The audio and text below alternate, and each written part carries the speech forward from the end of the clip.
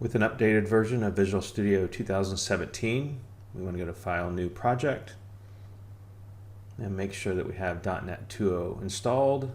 To follow your online template, go online and download the .NET Core 2.0 SDK or the latest edition available.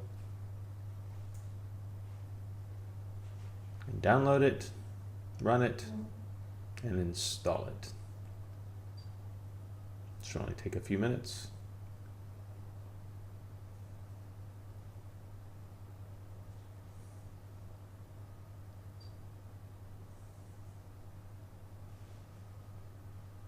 Once it's done installing, go ahead and stop and restart Visual Studio.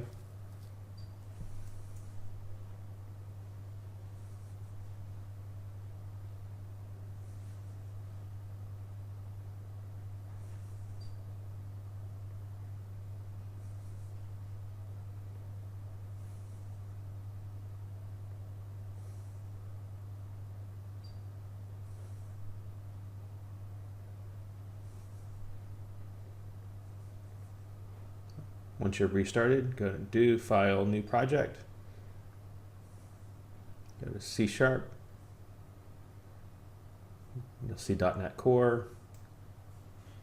And go ahead and create an ASP.NET Core web application. Go ahead and give it a name.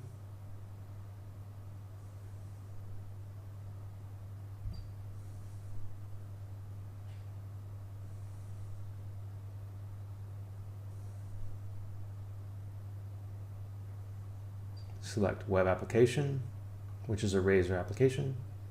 Select OK.